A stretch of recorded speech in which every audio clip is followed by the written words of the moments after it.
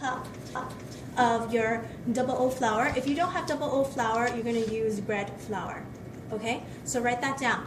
With that, you're going to go and put in only 3/4 of your cup.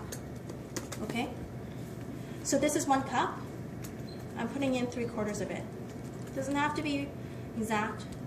I'm doing an estimate. Okay, you get what I did? So in there, I have that.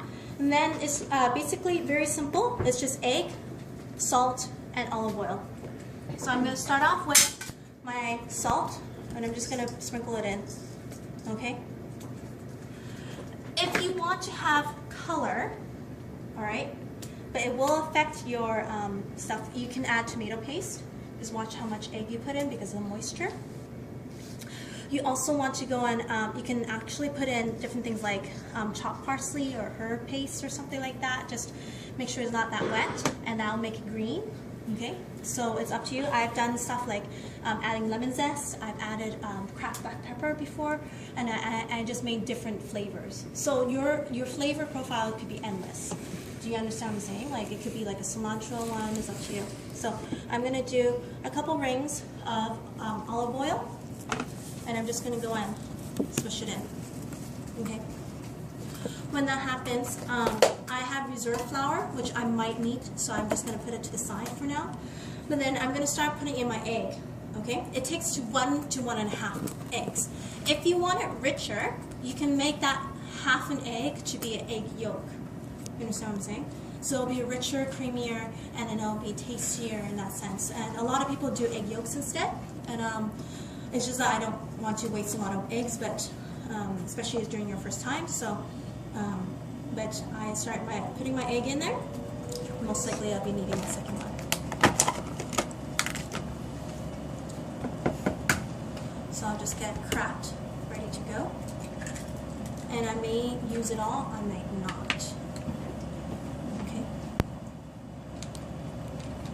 Like I said, if the half an egg, if you want it to be creamier, richer, smoother, silkier, which I really do suggest, then use an egg yolk for your half. I don't guarantee it's 1.5. It all depends on the weather actually. So I'm gonna start by mixing my egg, and it's all by feel.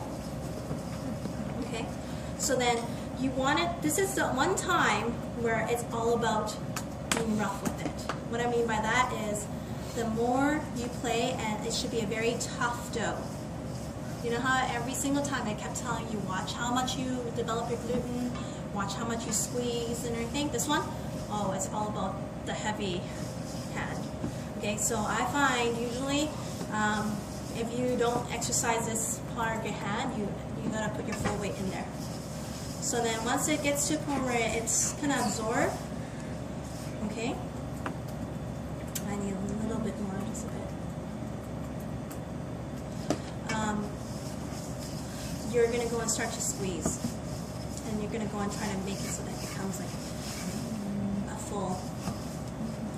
So I'm using my whole hand. I'm actually putting in my full weight. So I'm actually leaning right into the dough. Okay. And that's key. So for pasta to be a good pasta, best thing is that after it's made, you should rest it, meaning that you have to make your dough on Wednesday, and then next, like several hours later, then you roll it. But obviously, you don't have that time, so make your dough on Wednesday. Friday, you're gonna go and roll out the dough. Okay. So do you see that it's actually a drier mixture? Okay. Add a little bit more. I would do no more than that. Okay. You don't want it wet. You want it on the drier side, because if it's too wet or too soft, you're going to have a hard time through this guy, trust me. And you're going to spend twice as long rolling out your pasta if you let it become too wet or too soft. Okay? You know what I'm saying? Really good. You want it to be this dry. Once you have it so that when you feel it, it still has moisture, but the moisture will continue to develop when it's in the fridge, okay? Because the fridge has moisture, and also you have a lot of heaviness to it. So once I get to a point where I'm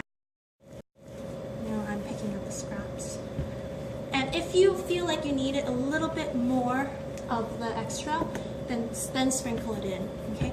But it should feel like a very heavy, dense dough. Like I'm actually working really hard.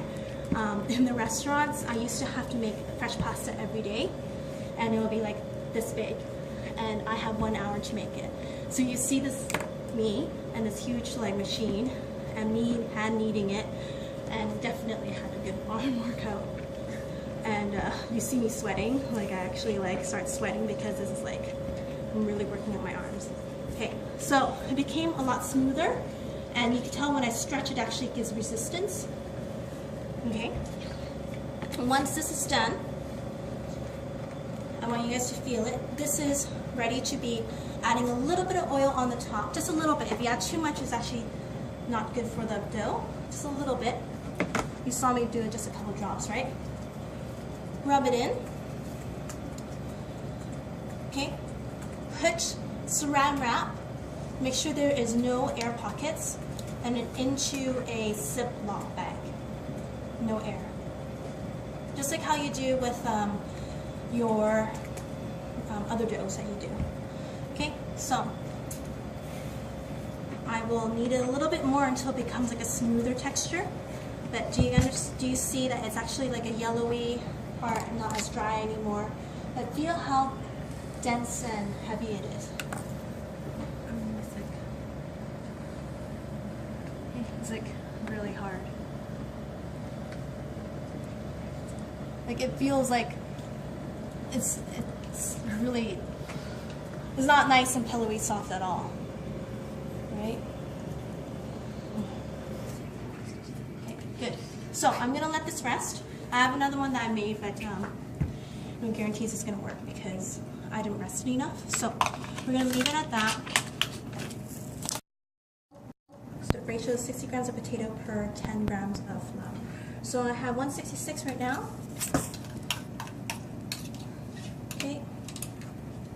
And I'm gonna do it one more time. Scrape all this inside.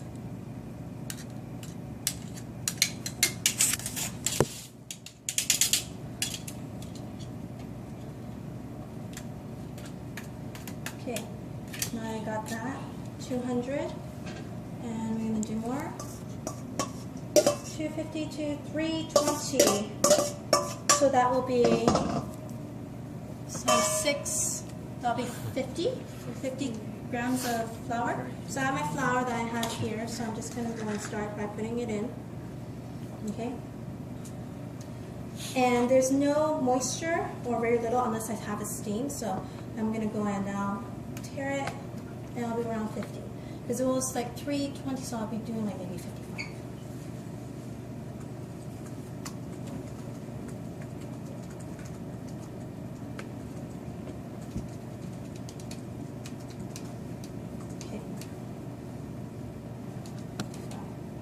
Good.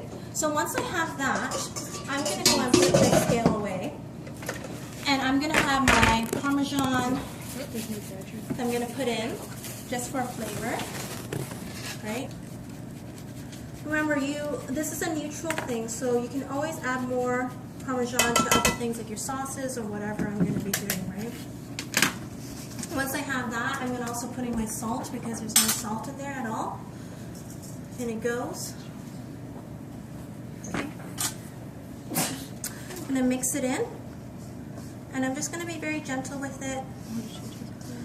Right now it's quite dry, and I want that to be the case until I add the egg. So Mandy, can you grab me one more egg, please?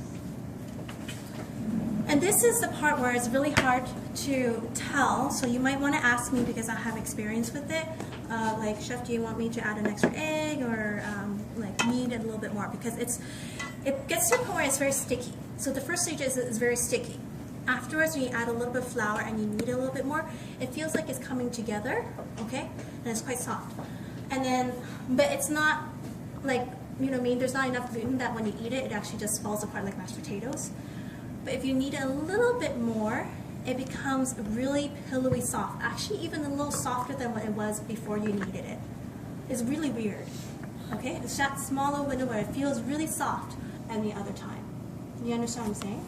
So you have to kind of like feel the dough, and cooking is all about literally getting that intuition of having enough, needing just enough, okay? And it's all about listening to, I know it sounds funny, but it's all about listening to like your ingredients and when it's ready, okay? So I'm gonna pour my egg in there now, and I'm gonna start by just kind of gently mixing this in, okay? And now my gluten development's going. So I have to be careful how I'm squeezing. So do you notice I'm using my fingers, I'm just kind of like tossing it like I'm tossing like salad, okay? And now that I got that, I'm gonna add a little bit more, okay? So I added like almost an egg. And once I got that, it's starting to bind, so I'm gonna start to, do you see how it's just kind of coming together? And now it's gonna bind into mashed potato. Almost like a pomme de chasse, but I have flour in it. While that happens, it's quite sticky on me, so I'm gonna go and start adding extra bench flour. What I call bench flour is kneadable flour. So I put it right on top and I just start to knead. But I'm not pressing, it's kind of like, try to like not squeeze, it's kind of like you're gently squeezing yourself, you know, like squeezing right here is just very gentle, okay? And then while that happens, I feel that there's like large chunks of potato I have to go and get rid of, okay? So, once you get to this point, you have to go from start all the way to finish. You cannot just stop halfway and just leave it in the fridge. Okay, it has to be from start to finish. So this one needs to be done, and I should be able to feel my dough, and it's supposed to be not heavy but light. So I'm gonna go and knead it, and like I said, okay. So at this point, if you feel the dough is actually quite heavy, okay. But if I take some time and I just knead a little bit more, like I just give little squeezes. Okay, it's going to come together, so I'm actually kneading it and I'm churning it. Okay, it became a little lighter. So I want you to feel the difference between the two. It's I don't know. You guys can wash your hands and then you can feel it. Okay, but you should be able to feel the difference between the two. I will not knead this one. I'll knead this one. Okay, so you guys could just take a quick. Just like how you do for gnocchi, remember gnocchi in grade 10? Okay, very, very similar. All those things are coming back, hopefully. It's basically the same thing. You're going to wait until it's going to float, and you cook it a little bit more, and it's a little bouncy. So, yeah. So then once it gets to the point where it's floating and it's starting to cook, you want to see that it actually gluten developed and also has enough flavor. Okay, if it looks like it doesn't, then you need to go and fix it. All right, so I'm gonna go and knead it a little bit more.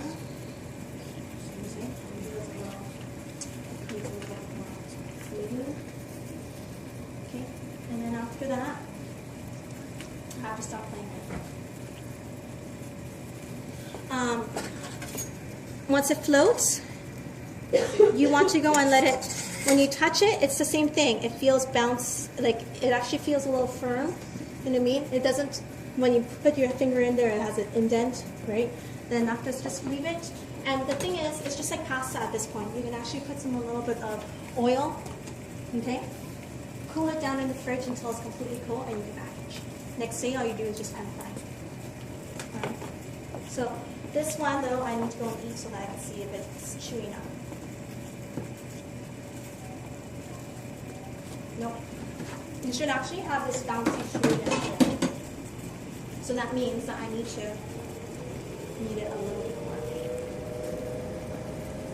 You get what I'm saying? So it's a lot about like mouthfeel and also hand feel for this one.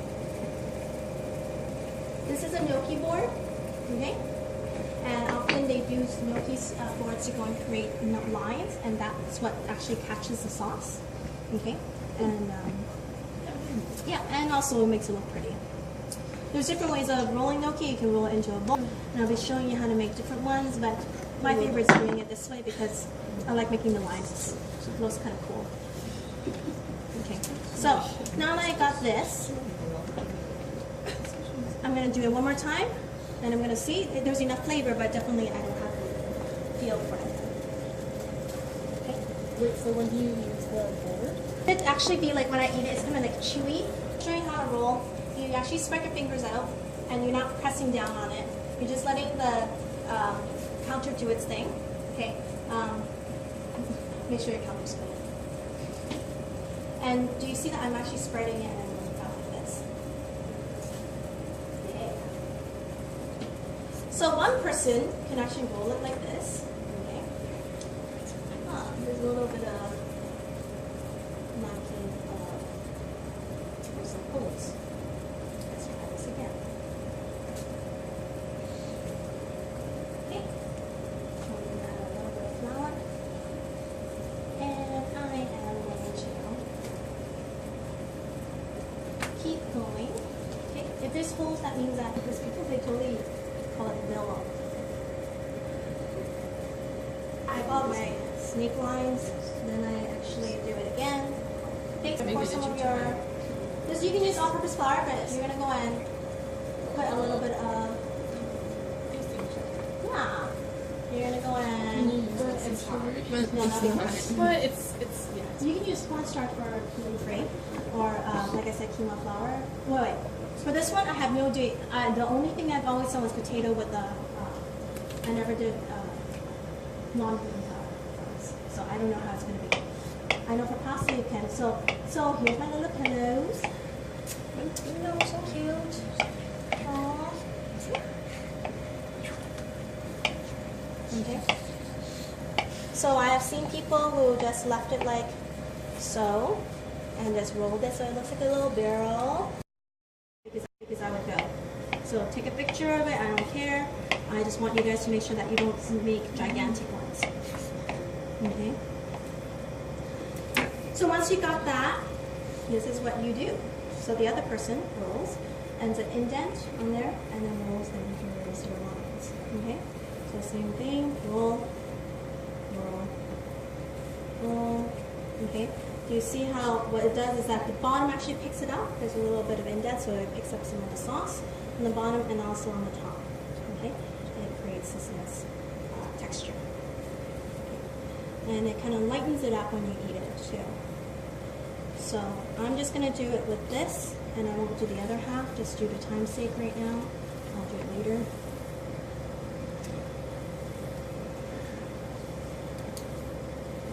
But I have to say gnocchi is my favorite because a lot of people in the restaurants do gnocchi raw.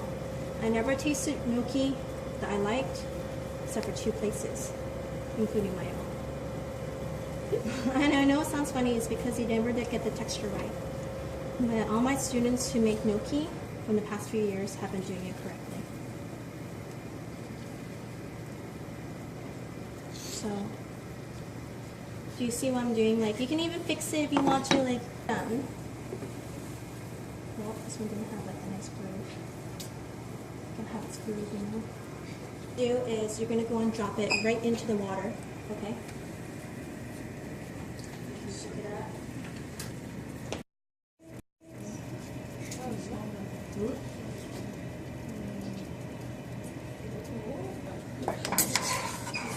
Okay, round 2, pasta. Ooh.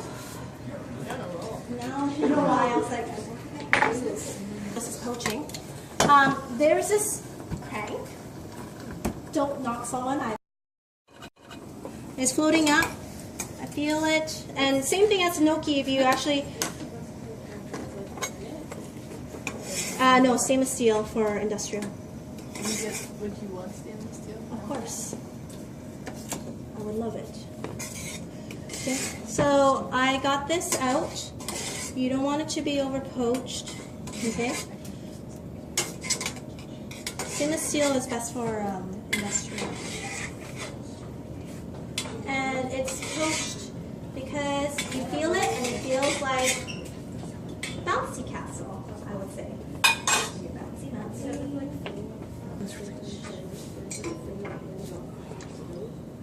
Okay, so you're gonna go and put some some stuff on here. And like I said, this is Wednesday. You can actually have this cooled down completely, and then you can pan fry it later. So I'm cooling this down here now. Due to okay, so write this down, and it sounds confusing, but you'll understand when I say it when you look at it. 0 to 4. Okay, doubling every single number. So 0 to 4, doubling every single number. Fold, then 0 to 9, doubling at every single number. Goes through the thing twice. 0 to 4. Fold, turn the other way, turn 90 degrees, and then you go 0 to 9, double every single number. So 0, 0, 1, 2, 2, 2, 3, 4, 5, 6, 7, 8. So it goes 0, 0, 1, 1, 2, 2, 3, 4, 4, 0, 0, 1, 1, 2, 2, 3. I'll have a chance to sit it more. So, trust me, this is going to take a lot of... So this is... Yeah, I'll show you when I go through. And just because of time's sake, and also because of... and I'm sorry, you might have to stay in for like a little bit longer. I really apologize, but this is... I won't be able to finish this. Is that you're able to go through this without putting any semolina or flour on. If it gets to a point where it's sticky, you're going to have a lot of trouble, okay? So I'm going to start off with 1, 0. Okay. And sorry. Here we go. Oh, getting intense. So you got 1, 0, right? And I would go fast if I were you because this thing would take long. And Sophie, I would move if I were you too. So, 1. And it's the reason why you have to go through each one twice is because it's actually the machine that creates the gluten development and creates the bounciness to it. Okay. 3. What are the different numbers do? It just makes this part thinner. So it's basically thinning it out every single time. So 0 is Yeah. Now 4. Is there only one of those machines? No, there's many of these machines, 6 of them actually. So each pair should have it. So once it gets to a point where it's at a 4, and actually the size I have was perfect for fitting the size. Right here is just that I want it to be easy to manage this time. Okay, and then after I fold it until it's able to just fit over here again, this way. You get what I'm saying? Okay, so then I'm going to go do this. So let's get this going fast. Okay, and then you're going to go through 0, 0, 1. And I know it seems like it's very tedious, but trust me, it's...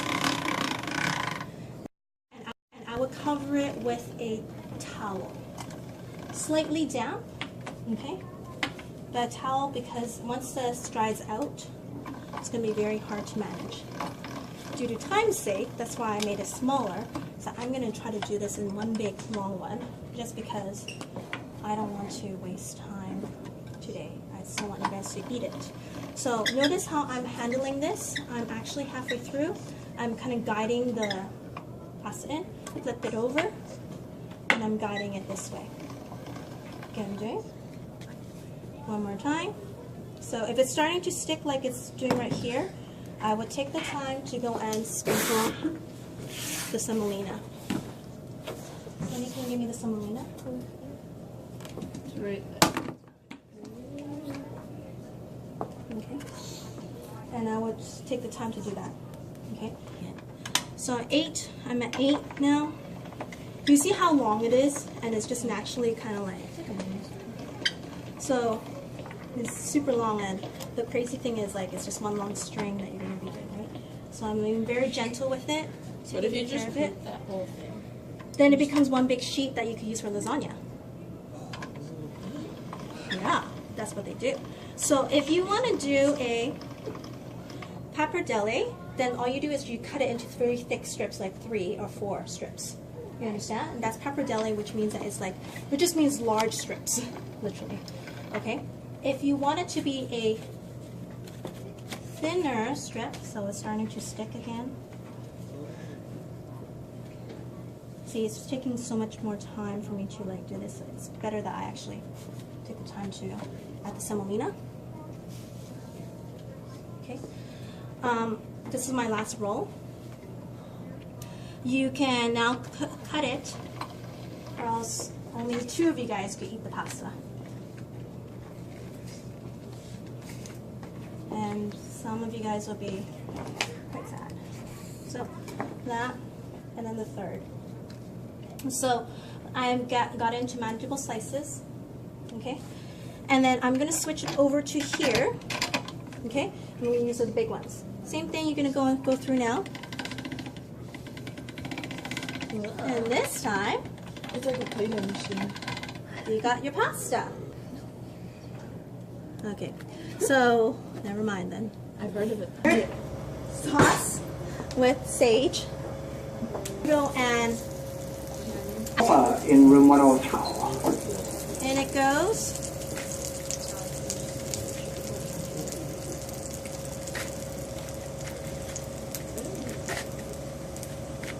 I know this looks like I'm like silly, but okay. So my brown butter is literally brown.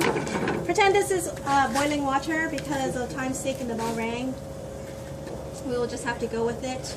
See, it's already sticking, so you want to make sure that it's separated.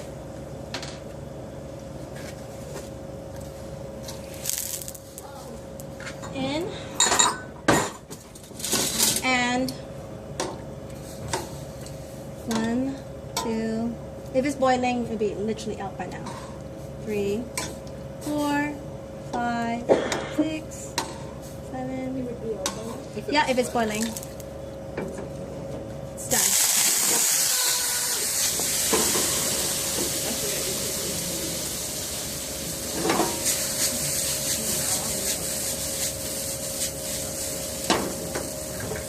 Add some lemon. If you want, you can strain everything through a strainer. But do you see how fast it is? It literally like, if it is any any longer, your pasta is gonna be mush. It's like less than 10 seconds. So your pasta is really easy to make. It's just all about making sure that you have this. So can you imagine this with like squash puree and other things like that? That'll be so yummy. Obviously, we're gonna go and give it a taste. Can you imagine if I had the lemon? Okay, yeah. We'll put away 1 or 2 things.